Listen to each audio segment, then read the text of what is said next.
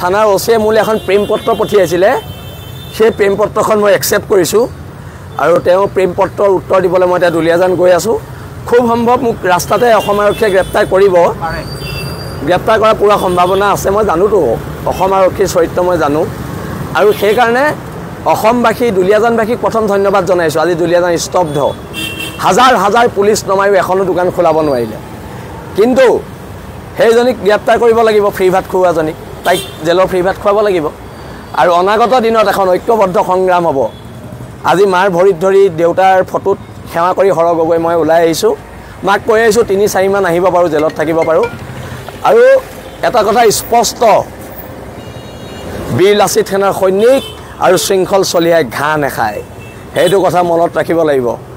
আৰু অনাগত দিনত খিলঞ্জীয়াৰ আধিপত্য থকা অসম হ'ব খিলঞ্জীয়াৰ আধিপত্য থকা অসম হ'ব